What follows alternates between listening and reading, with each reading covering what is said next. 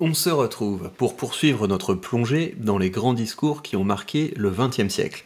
La dernière fois que je vous ai parlé, nous nous étions plongés dans un discours d'Aristide Briand, un discours témoignant de cette époque d'après Première Guerre mondiale, où il y avait beaucoup de réflexions sur la manière d'assurer la sécurité collective par la coopération, et donc le discours d'Aristide Briand visait à promouvoir un pacte de renoncement général à la guerre, et comme nous l'avions vu, c'était un discours avec de beaux accents idéalistes. Si le discours que nous allons voir maintenant s'inscrit dans la même tendance intellectuelle de trouver des manières de coopérer à l'échelle internationale, vous allez voir que notre orateur a un esprit plus pragmatique. L'orateur en question s'appelle Gustav Stresemann et à l'époque il était ministre des Affaires étrangères allemand. À la tribune de la Société des Nations en septembre 1929, il proposait dans un discours de poser les bases d'une coopération renforcée entre les États européens. En somme, avant de vouloir créer la paix mondiale, ce serait déjà une bonne idée de s'assurer de la paix sur le continent européen, et ce serait également une bonne idée de supprimer certaines barrières à la coopération économique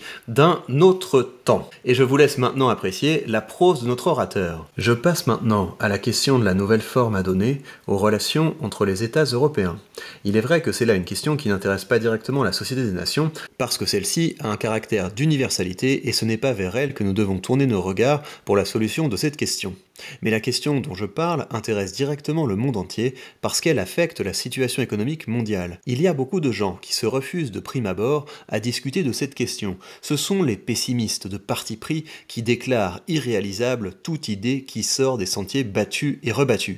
Ils parlent de conception romanesque, d'utopie. Je ne peux quant à moi m'associer à ce pessimisme de principe car, ainsi que l'a dit un écrivain allemand, une idée paraît tout d'abord folle. Oui, donc une nouvelle fois, je pense qu'une bonne manière de se représenter ce qu'est la fonction d'un discours politique, c'est un discours qui doit vendre une idée. C'est un discours qui vise à vendre une idée, à vendre un projet. Et donc quand je dis vendre, ça veut dire qu'on est dans le domaine de la persuasion, ça veut dire déclencher chez le public la volonté de soutenir une idée. Et c'est au regard de cet objectif que vous devez aborder les discours politiques, pour pouvoir récupérer des techniques qui vont vous permettre de mieux faire passer vos idées et vos projets. Et donc là, qu'est-ce qu'il fait? Il emploie une technique qui est très simple, c'est qu'avant de présenter les bonnes raisons qu'il y aurait de soutenir son idée, il commence par aborder les mauvaises raisons qu'il y aurait de ne pas la soutenir, et ce qu'il fait, c'est qu'il attaque les adversaires de cette idée, en disant, mais les gens qui s'opposent à cette idée, c'est parce qu'ils ont un mauvais caractère, c'est parce que ce sont de pessimistes, c'est parce que ce sont des gens qui sont recroquevillés sur le passé. Et il fait également parler ses adversaires pour mieux les réfuter. Il introduit de la polyphonie dans son discours, il introduit des contre-arguments en faisant parler ces gens qui disent que ce dont il va parler c'est une conception romanesque, et il n'en est rien parce que vous allez voir que dans la suite de son discours, il va se situer sur un terrain très concret. Pourquoi l'idée de réunir les États européens dans ce qu'ils ont de commun serait-elle a priori impossible à réaliser? Mais si je ne partage pas le pessimisme dont je viens de parler, je dois néanmoins demander que l'on se rende bien compte du but que l'on poursuit en cherchant à établir ce nouvel état des choses.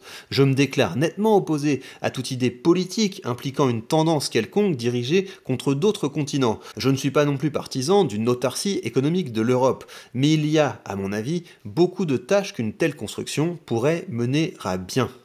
Donc qu'est-ce qu'il fait ici? Comme dans tout bon discours de vente, il commence par lever les objections. Il lève différentes objections, et donc ce qu'il fait, c'est qu'il dit « Mais vos objections ne portent pas sur le projet dont je veux vous parler. Le projet dont je veux vous parler, c'est pas quelque chose de grandiloquent, c'est pas quelque chose d'idéaliste, et je comprends que vous ayez des réticences par rapport aux autres idées qui ressemblent à la mienne, mais mon idée est bien particulière, et vous n'avez aucune raison de croire que ce serait irréalisable ou que ce serait problématique pour vous. Combien y a-t-il de choses dans l'Europe actuelle, dans sa structure économique, qui paraissent extraordinairement grotesques. Il me paraît grotesque que l'évolution de l'Europe ait l'air de se faire non en avant, mais en arrière. Et pourtant, regardez l'Italie. Qui de nous pourrait se représenter une Italie qui ne serait pas une ou des régions économiques indépendantes s'opposeraient l'une à l'autre et se combattraient mutuellement? De même, peut-on songer sans sourire à la situation de l'Allemagne avant le Zollverein, à un régime économique et à des échanges commerciaux qui, partant de Berlin, devraient s'arrêter à l'Elbe parce qu'au poteau frontière d'Anhalt, un nouveau système douanier commençait. Si cela nous paraît étrange, médiéval et désuet, il existe cependant de nos jours, dans notre nouvelle Europe, bien des choses qui font une impression entièrement semblable.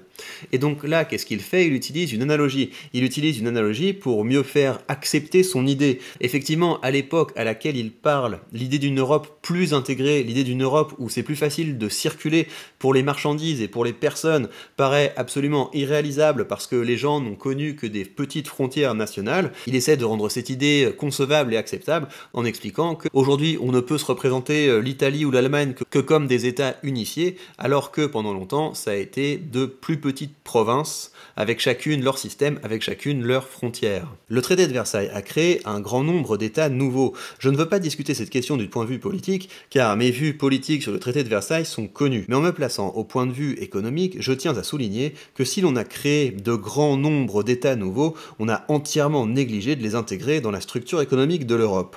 Quelle est la conséquence de ce péché d'omission? Vous le voyez, de nouvelles frontières, de nouvelles monnaies, de nouvelles mesures, de nouveaux poids, de nouvelles usances, un arrêt constant du trafic et des échanges. Il est grotesque de constater que l'on s'attache à réduire la durée du voyage entre l'Allemagne du Sud et Tokyo, mais que, par contre, lorsqu'on traverse l'Europe en chemin de fer, on se trouve arrêté en un endroit quelconque pendant 1 heure parce qu'il y a là une nouvelle frontière et des formalités de douane à remplir. Dans l'économie mondiale, l'Europe donne l'impression de ne savoir pratiquer que le petit commerce de détail. Pour augmenter leur prestige, les nouveaux États s'efforcent de créer de nouvelles industries à l'intérieur de leurs frontières. Ces industries doivent être protégées, elles doivent se chercher de nouveaux débouchés. Il leur arrive souvent de ne pas pouvoir écouler leurs produits sur leur propre territoire à des prix rémunérateurs.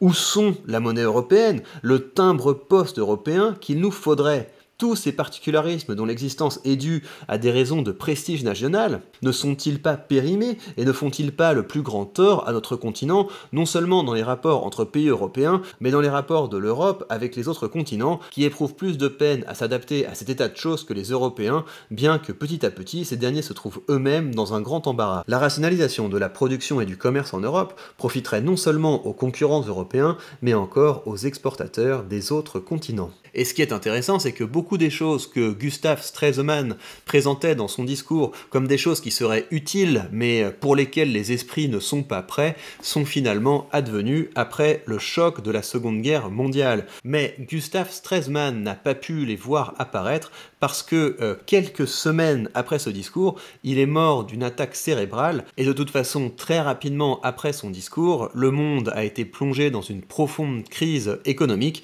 qui ont mis au second, au troisième plan de l'agenda les idées de coopération internationale. Les États se sont repliés, se sont recroquevillés sur leurs intérêts nationaux avec les conséquences funestes que l'on connaît. Voilà donc pour ce grand discours, j'espère qu'il vous a plu, j'espère qu'il vous a rafraîchi la mémoire et j'espère qu'il vous a inspiré au plan rhétorique. Je vous retrouve très vite pour poursuivre notre parcours. D'ici là, prenez bien soin de vous et je vous rappelle que si vous voulez plus de rhétorique, vous avez sous cette vidéo le lien vers ma newsletter. J'envoie un article par mois, un cours de rhétorique directement dans votre boîte mail, donc si ça vous dit, n'hésitez pas. Prenez bien soin de vous et à très vite.